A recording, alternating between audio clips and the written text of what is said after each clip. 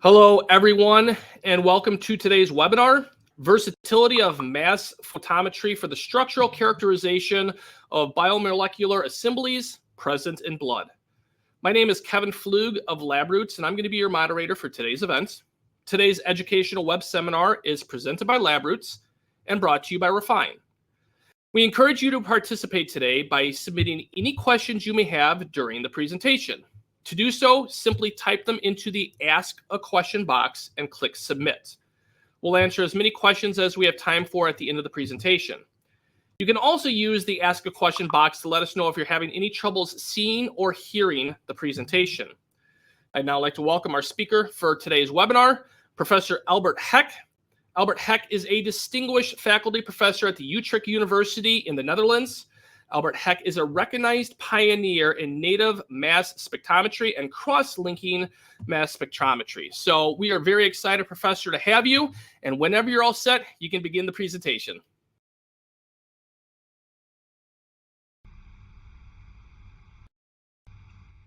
Hello, my name is Albert Heck. I'm professor at Utrecht University.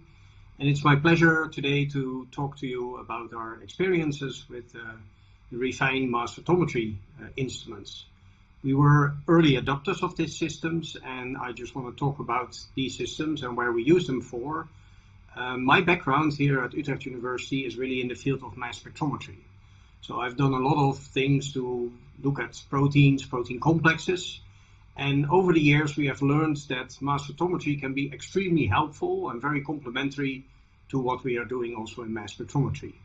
So today I'm going to talk about this complementarity and versatility of mass spectrometry compared to native mass spectrometry for the structural characterization of all kinds of biomolecular assemblies. And I'm going to talk especially about immune complexes, so antibody complexes, but also complexes involved in complement activation. I first want to tell you a little bit what we normally do and maybe a method that we use quite regularly in the lab. And that is to use mass spectrometry, and especially native mass spectrometry, to look at intact proteins and intact protein complexes. Of course, that native mass spectrometry is a way to measure masses of molecules very accurately.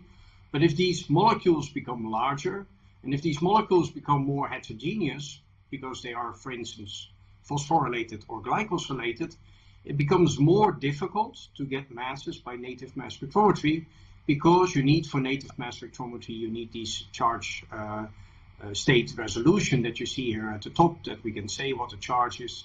We measure the M over Z, and from this we can get very accurate masses. Now, over the years we have been using this native mass spectrometry a lot, and even for very, very, very large complexes. And so some of these very large complexes are shown over here, and it shows that we can use this native mass spectrometry also to really measure masses of big assemblies, like here represented by some viruses. And here you see, for instance, also the adeno-associated virus, and also that we were able to measure by native mass spectrometry, although it has a mass of about 3.6 million Dalton, and we almost don't see any charge resolution anymore. So we have been developing special mass spectrometers for that, and that was sort of our bread and butter. And then about 5-6 years ago, we got to learn about this new technology, mass photometry.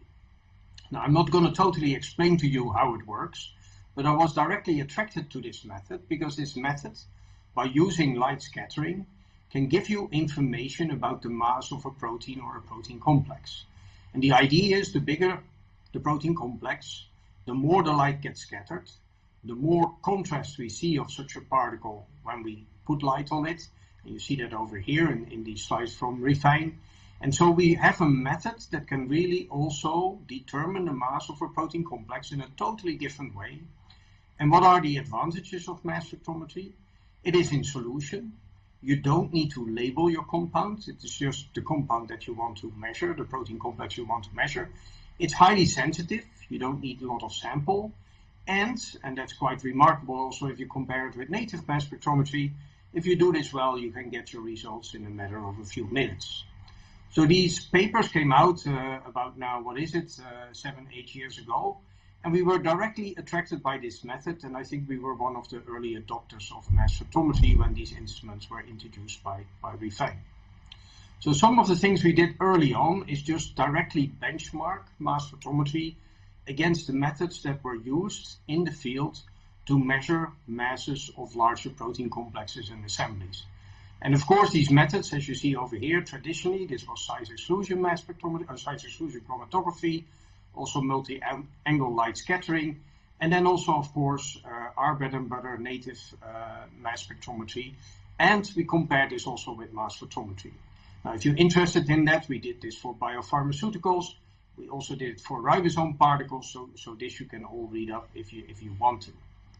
We even were involved before in several webinars, and here you see some talented postdocs from the lab, Victor Yin and Eduard Ebbering. Victor looked especially at interactions of antibodies to the spike protein, and Eduard presented a lot of work on assessing adenoviruses with mass spectrometry.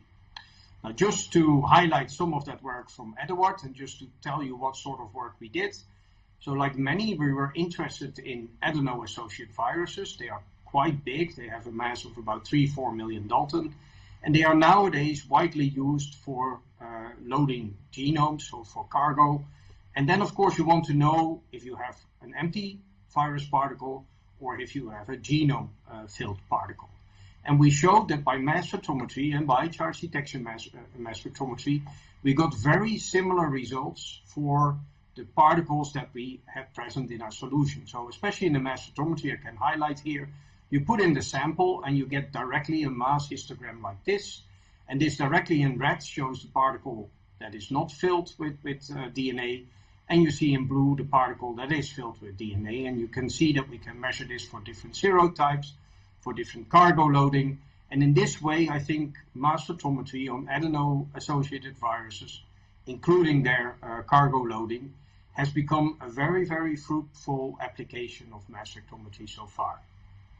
So there are already dedicated webinars on this topic, so I don't want to tell more about this mass spectrometry on AAVs, but you probably also know that these AAVs, because they were so big, they were actually measured more better with the SAMUX and with the MP2, while the MP1 that we started our measurements with was actually more dedicated to smaller analytes. Now, what I want to talk about now is how we use in a daily basis mass spectrometry to learn us also new things about protein assemblies, protein complexes. And the first example I want to show you, we had interest in a protein complex, and the name of the protein complex is actually C4BP, which stands for C4 binding protein. Now that sounds like a single protein, but it's actually a protein complex that is quite highly abundant in your blood, and it is involved in the complement pathway. The complement pathway is part of our immune system. It actually helps us to kill pathogens, especially bacteria, and it involves a lot of different proteins. More than 20, 30 proteins are involved in complement activation. They have names like C1, C2, C3, C4, C5, up to C9, but there are also many accessory proteins that actually help regulating this complement activation. And here you see on this slide this protein called C4BP, C4 binding protein. But you also see what we know already is that this C4b binding protein actually consists of 3 different subunits. On the slides they are mentioned. This is alpha, beta, and this third component called pro-S. And you see that these different subunits, they have different masses. The alpha is 70 kilodalton, the beta is 35, the pro-S is 80. And what is known from literature, and this is already some years ago, it's known that these proteins, alpha, beta, and pro-S, form these complexes. And schematically, you see a structure depicted on this slide. And it's thought that they form complexes of 7 alpha subunits with 1 beta plus pro-S. Maybe there's also present in your blood only 7 alpha subunits. And maybe there's also present in your blood 6 alpha subunits with beta 1 plus pro-S. So what we did to figure this out, we purified this protein complex from blood. As I said, it's quite abundant. And we actually looked at it by mass spectrometry again. And we got very nice data because we saw several peaks, and you see it over here. And again, it's also done by native mass spectrometry and by mass spectrometry. But we see that we have a mixture of different masses. This mixture of different masses actually means that there are different complexes. Now, by actually calibrating the refine, the mass photometry, we can determine these masses quite accurately. And by this, we can annotate what these complexes are. And you see that over here, we can actually measure that it is alpha 6 beta 1 and alpha 7 beta 1. So they both co-occur in your blood together. Now you see on the structure already that there is a central core, and all these subunits are sort of extending from the central core. And already by looking at this structure, you can say, hey, this looks a little bit like a spider. Now, other experiments we can do with mass photometry, actually the complex at the top is the complete complex as purified from blood. So it contains the 7 alpha subunits, 1 beta subunit, and it also contains this pro-S. But this pro-S is not covalently attached to the complex, but is non-covalently attached to the complex. So just by acidifying the solution, and you see that at the bottom, we can elute the pro-S of the complex, and we retain the spider without the pro-S. And you see directly a shift in the mass photometry and also in the native mass spectrometry. And then at the bottom, you see only 2 complexes, so the pro-S is gone, and we can clearly see that 2 of these protein complexes coexist in solution. So this was already an important point. We can, by this, measure the stoichiometry of the C4b binding protein in your blood, and we can find out that these 2 subcomplexes both co-occur in your blood. And this is, of course, was not very well known, and we could also even quantify how much there was of one subunit and how much there was of the other subunit. Now we wanted to go further, and we really wanted to get structures of this C4b binding protein, and we did this by using glyco proteomics, by using cross-linking mass spectrometry, by using atomic force microscopy. Nowadays we also use AlphaFold, we use CDMS, and you see that we get structural models, and I think they are really beautiful. You see what I call it now the legs of the spider. You see here the core of the spider. In red, we see the decorations of glycosylation on this protein. So by combining all this data together, we can really get a structural model of this protein complex. Now, nowadays you would say, why didn't you do this by crystallography, or why don't you do this by AFM? But actually these legs of the spider, I don't call for nothing the legs of the spider, because we were also able to measure these particles by high-speed atomic force microscopy. And there you see the image on the right. And you see actually this is an AFM movie of the particle. And you directly recognize the spider again, but you also see that the spider is moving. You see the core in the middle that lights up more. You see a second core that lights up, that is this pro-S protein. But then you see the 7 or 8 legs moving around, looking like the spider is actually walking around. So we thought this was very nice to show the structure of this protein. Now this protein is an interesting structure. It's highly abundant in your blood. But what does it do? Now the name is C4BP, which stands for C4 binding protein. So one of the things it does, it binds actually to C4. So what we did next is we said, okay, can we measure how this protein binds to C4? So we just incubated C4 with C4BP, but we did this in a special way. We did this by incubating it with the whole C4BP, but we incubated it also with just one leg or one arm of the spider. And here you see that on the left, we have sort of taken off the arm or leg of the spider, and we still see that one protein of C4b binds to one leg of the spider. Now for us, this was interesting information, because now if we go to the full spider, we actually see that not just one C4b is binding, but we actually see 1, 2, 3, and maybe even more. So this actually means that the multiple legs of the spider can bind the C4b protein, and therefore multiple copies can be grabbed at the same time. Each leg of the spider can grab one of its prey. Now that's interesting data. We were able then also to get a structural model of this sample. But what we did next is that we also looked at another client of C4BP. And this other client that it binds to is another well-known blood protein called serum amyloid, or SAP. This actually forms a pentameric ring that you see over here. If we now incubate the single arm with the sub, then by mass photometry we don't see any binding. So a single leg could bind to C4b, but cannot bind to SAP. However, if we look at the complete spider and incubate the sub with the complete spider, then we see that the whole protein complex of C4BP shifts with a mass of 125 kilodalton, which is the mass of SAP, and we directly see that the whole spider can actually encapsulate or capture the sub protein.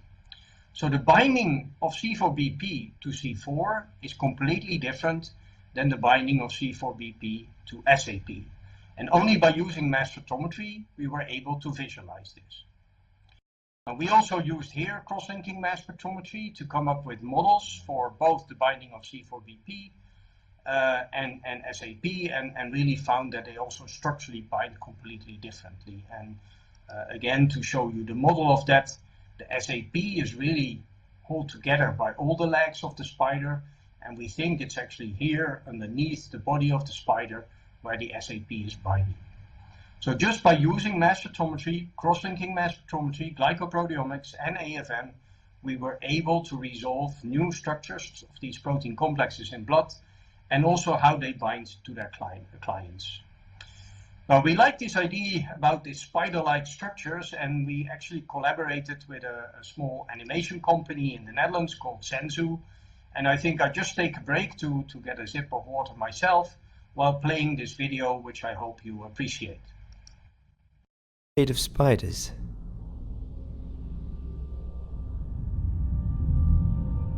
Did you know they're in your blood? Actually, these creatures are your friends. These spiders are proteins in your body, responsible for maintaining balance. As gatekeepers of your health, they remove waste caused by inflammation. Next time you see a spider, you better appreciate her.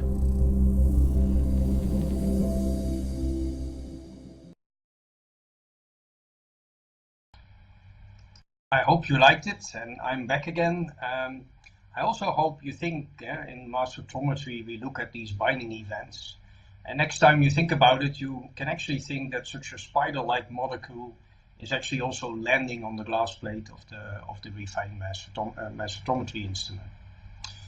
In the second part of this webinar, I want to tell about another topic that our group is working a lot on. And this is about antibodies. Of course, I think you all know what antibodies are. They also interact with pathogens. They're also part of our immune system.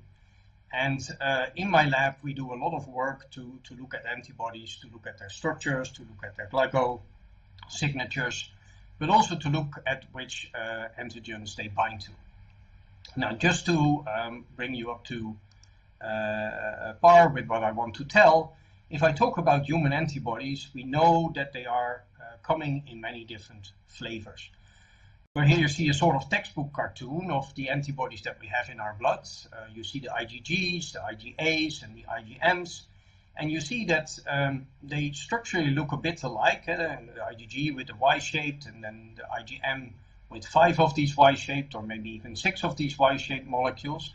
And we also know that structurally, each antibody consists of 2 heavy chains and 2 light chains. We know where the Fab arms are and that they bind the antigen. So we know a lot of these things. But what I find important is that our body makes these monomeric IgGs and also makes these highly multivalent IgMs. And you can always wonder, and I do, why does our body make IgGs? Why does our body make IgMs? And why does our body make IgAs? And also this IgA, for instance, can occur as a monomer and also as a dimer. So you can think about what are the advantages of pentamers, what are the advantages of monomers. Where I'm going to is that we can actually also convert these monomers in pentamers, and we can convert these pentamers in monomers, and that's where I want to go to. So we did this several years ago with a company called GenMap. And they actually figured out that if you make certain mutations in the Fc part of the IgG, you can make a monomeric IgG convert into, in solution, into hexamers. So they actually form stable hexameric complexes of IgG. But to show this, initially we use size exclusion chromatography, but nowadays we can easily measure this also by mass spectrometry, and you see that over here. And we actually see that there is an equilibrium between the monomeric IgG in blue and the hexameric IgG here in ochre orange. And we can determine these equilibria because they are clearly different particles with different masses. And the IgG monomer is about 150 kilodalton. The IgG hexamer is about almost 1,000,000 kilodalton. Now again, coming back to our earlier data, the publication that I mentioned before, we compared this measurement of monomer to hexamer by mass spectrometry, MP, by sec-mols, and by native mass spectrometry, and we found that we get very similar equilibria constants for this hexamerization. So this was a couple of years ago. Now, more recently, we started to work, a colleague of mine, a microbiologist, and this microbiologist got us interested in this problem again. And I just want to tell you why. So that is Susan Rooijakkers, here from the Utrecht Medical Hospital. And she's interested to develop antibodies that can be used as antibiotics. That sounds a bit futuristic, but it's really happening and it's really working, and even several pharma companies are working on this as well. So it all started with us having a single antibody, an IgG, that binds to this sugar moiety, and this sugar moiety, this alpha-glucnac, is actually highly present on Staphylococcus bacteria. So it was known that it binds to this specific sugar, this alpha-glucnac, but this IgG antibody is so specific, it doesn't bind to an isomer of this sugar, the beta-glucnac. So it's highly specific for the alpha-glucnac, it doesn't bind to the beta-glucnac. Now this is good and bad, the specificity is good, but actually the bacteria is covered with these sugars, and many of these sugars are beta, and some of them are alpha. So you actually might want to have an antibody that can recognize both, or that does actually quite a bit better. So we started to work with her on this, and in collaboration with us, is we thought about, can we make an IgG monomer into a multimer? Now, I told you already that we can do this by making these mutations in the SC part, and then we can make an hexamer. But you can also actually make of an IgG by taking the fat part of the IgG. You can actually produce this as an IgM molecule. And that's what she did do as well.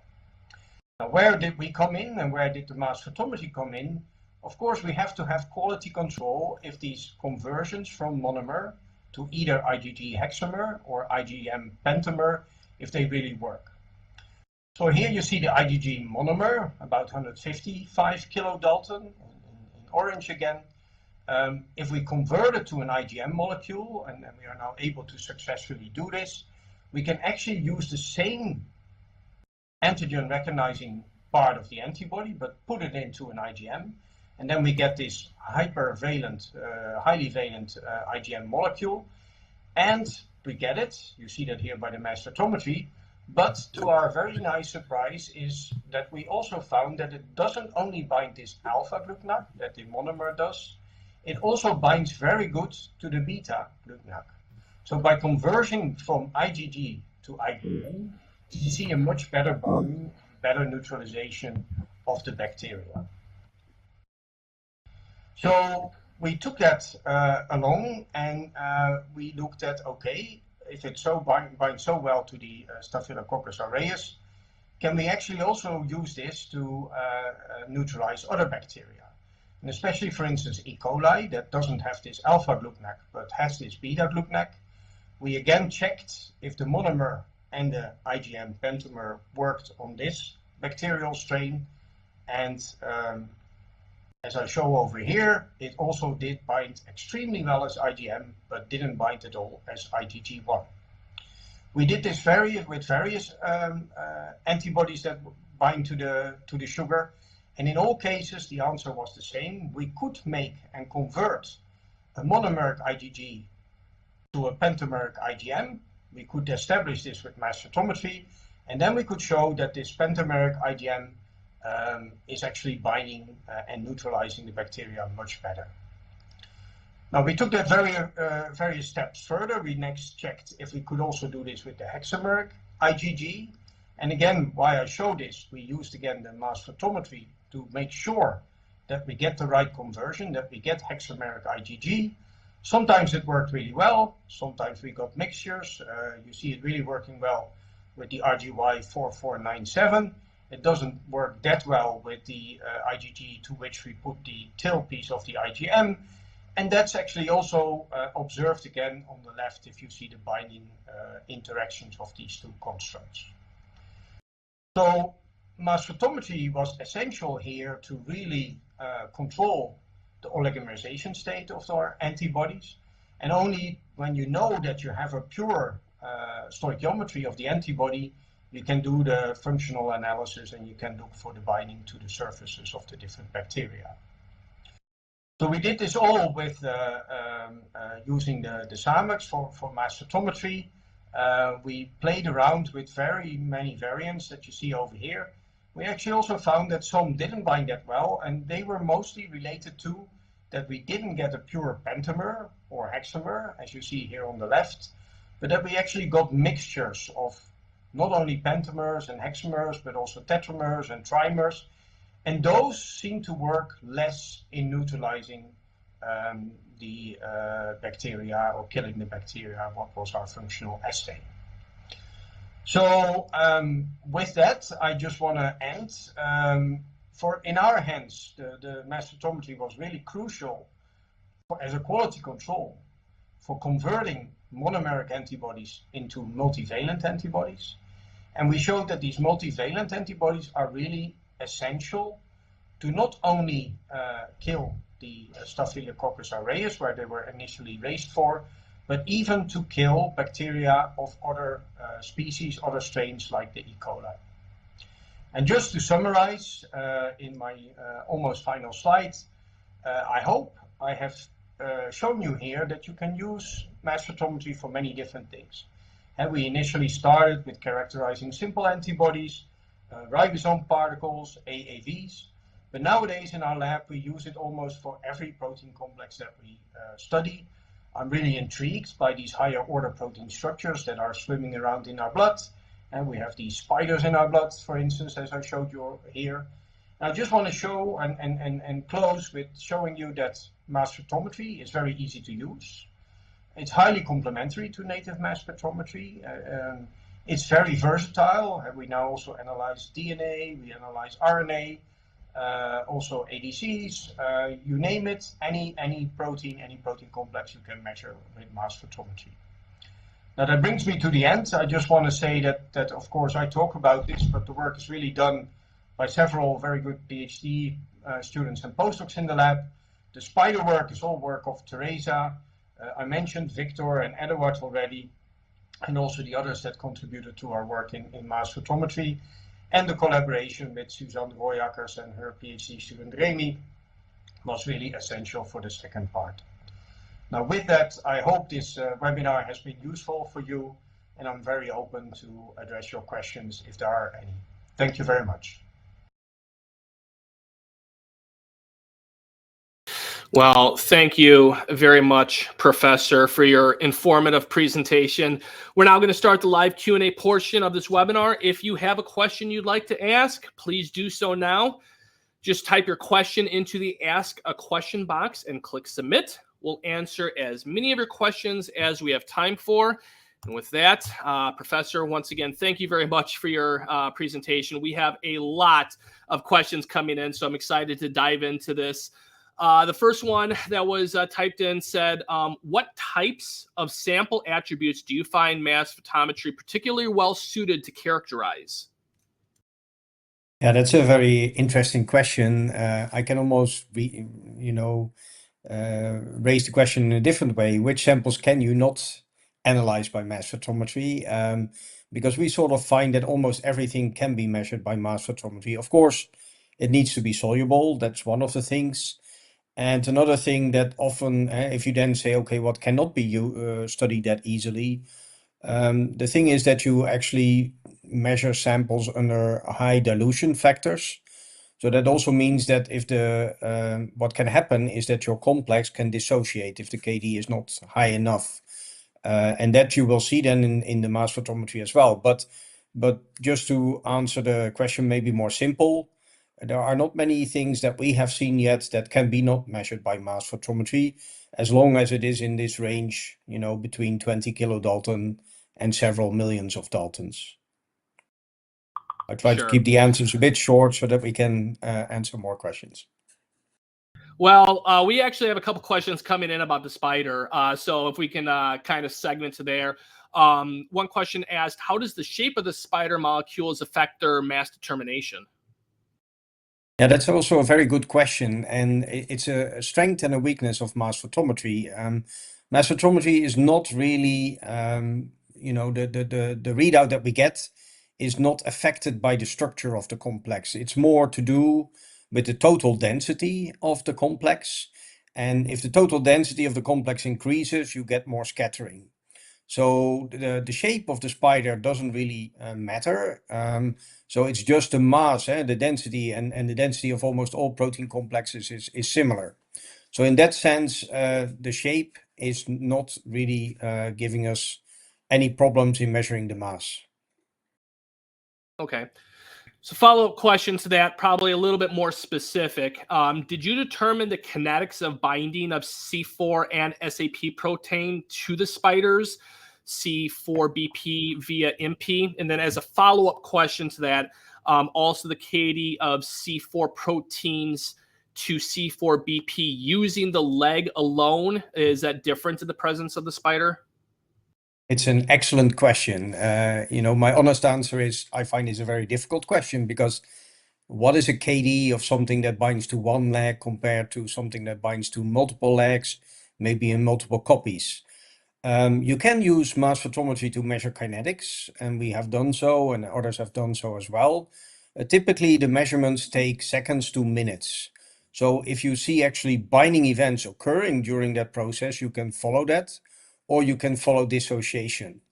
So kinetics is possible.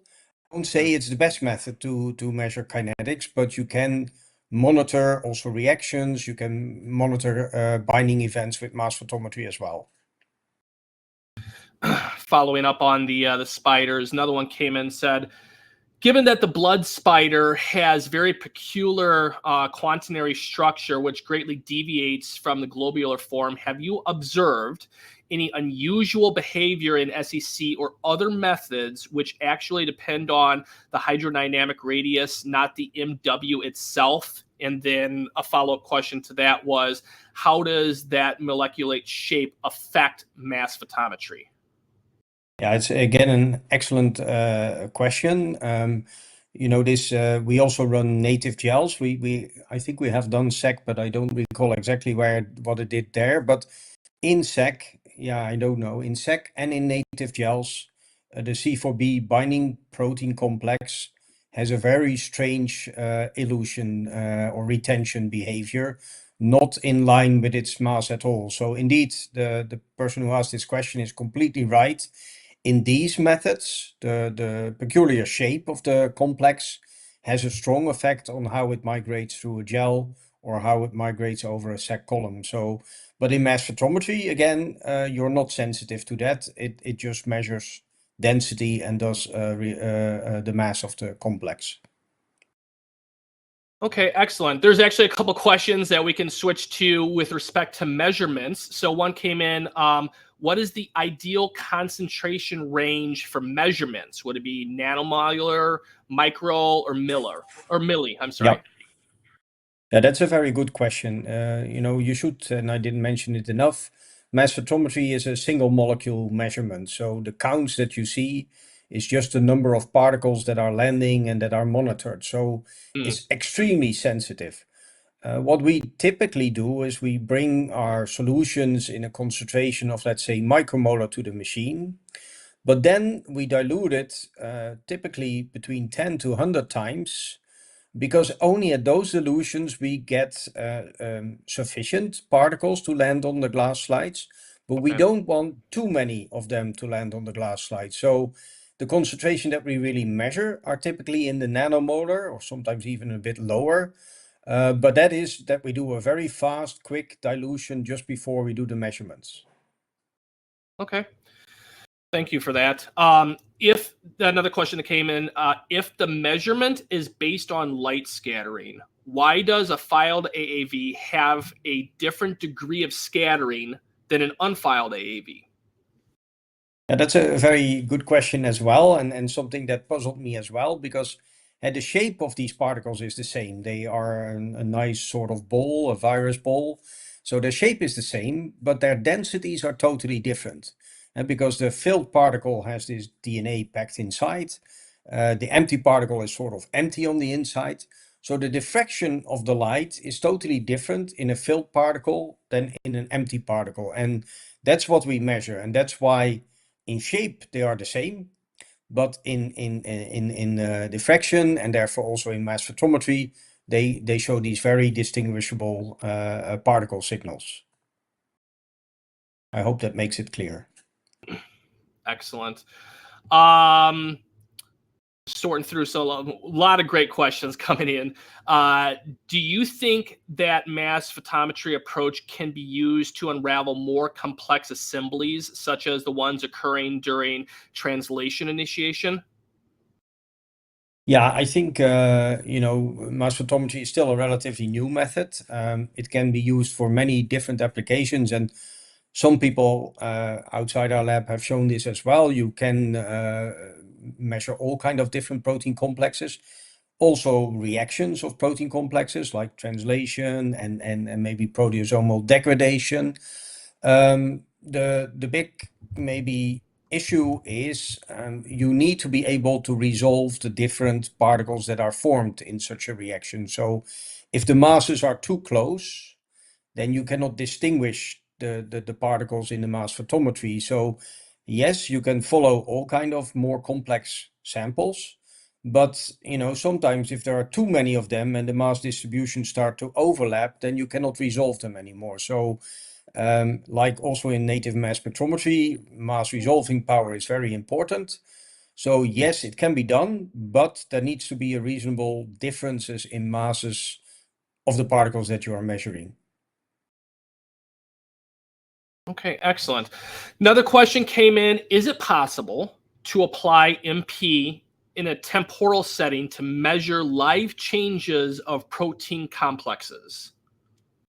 Yeah, I think that's a good question, but I think I sort of answered that already. So the quick answer, just to repeat, yes, that can be done as long as the mass of the particle changes, but the change should be significant. We cannot, if we have a 500 kilodalton protein and it changes in mass by 1,000 dalton, this will be very difficult by mass photometry. If it adds 50 kilodalton or maybe 100 kilodalton, then it is resolvable. You saw in my examples with C4BP either having 6 or 7 alpha subunits. That's a mass difference of about 50 kilodalton or 60 kilodalton. We could just nicely resolve that. But if it would be less, it would have been already a bit problematic. So the answer is yes, but not under all circumstances. Excellent. Thank you for that. How does the mass of sugars in glycoproteins you study affect the accuracy of mass as determined by mass photometry, charge detection mass spec, and native mass spec? That's really an excellent question. This is, I think, driving part of our interest and the field as well. If you have a protein that is highly glycosylated and that could be IgM, for instance, then it's very hard to get an accurate mass of that by standard native mass spectrometry because the glycosylation is very heterogeneous. And instead of your protein being, let's say, 900 kilodalton, it can be something between 850 kilodalton and 950 kilodalton and everything in between. So that means in native mass spectrometry, you will get sort of a non-resolved blob from which you cannot determine the charge and therefore not the M over Z. And so it's almost unmeasurable. Mass photometry doesn't care about that. It just measures the diffraction of the particles, and you get an average readout of the average mass of all the particles. So you cannot distinguish which glycosylation is on there, but you just get an average mass of all the particles that are landing on the glass plate. So in that sense, mass photometry is the way to go if you have highly glycosylated proteins. Single particle CDMS can help there a little bit. It goes maybe in too much detail to answer that question. I can also take that offline. But still, I think for these highly heterogeneously glycosylated large protein complexes, mass photometry is really a key technology. Some still great questions coming in. Thank you for taking the time to address these. One just came in, which I'd love to get your opinion on. Obviously, mass photometry is a very powerful emerging technology, and it clearly has many advantages. Are there any disadvantages of mass photometry? Yeah, I think any technique has its pro and cons. And some of those I measured already a little bit. The dilution of mass photometry and leads to a technology that is extremely sensitive. You measuring single molecules.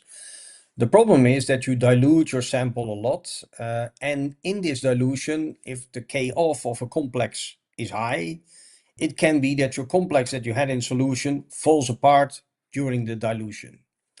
And that's an issue. Yeah, another issue with mass photometry is a solution-based technology. So we like to look at particles that are easily soluble in aqueous solutions.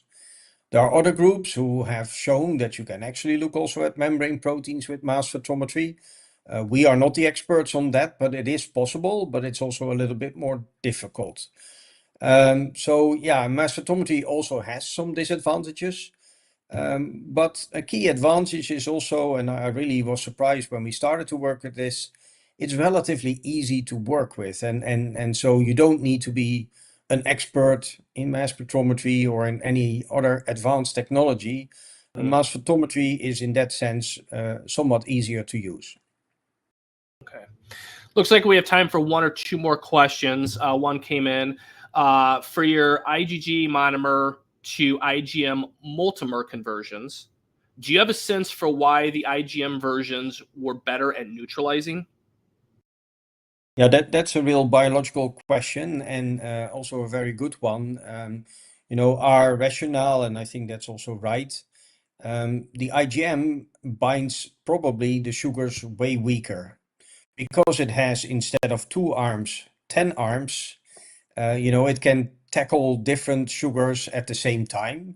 And so instead of holding only one, it can hold 10 of them. So this multivalency of the IgM compared to the IgG probably leads to that you get on the cell surface of the bacteria much better binding of the IgM than of the IgG. And yeah, for the neutralizing, there's a bit more complicated story. It might also be that the IgM leads to better complement activation than the IgG, but that goes a bit beyond this webinar, I think, but I would be happy to discuss that further. Sure. Looks like we have time for one more question. Question states, hello, thank you very much for your presentation. Can we quantify and detect the presence of ribosomal subunits proteins in a protein complex? I hope I fully understand this question. If I understand it right, then can we see ribosomal subcomplexes? If that's the question, then I can answer that. It comes a bit back to what I said before. In principle, yes, unless the mass difference is not big enough. We have shown that you can measure ribosomal particles, and if the stall complex dissociates of the ribosomal particles, you can easily measure this by mass photometry. But if the mass differences are smaller, yeah, then it may be more difficult to see this. Okay. I hope I answered the question by that. Maybe I didn't fully understand the question, but I hope I did. Excellent. Well, Professor, thank you again for your time today and your important research. That was a phenomenal presentation. Also want to thank LabRoots for hosting this event and for Refine for underwriting today's educational webcast. Before we go, I'd like to thank the audience for joining us today and for their interesting questions. Questions that we did not have time for today and those submitted during the on-demand period will be addressed by the speaker via the contact information you provided at the time of registration. This webcast can be viewed on demand.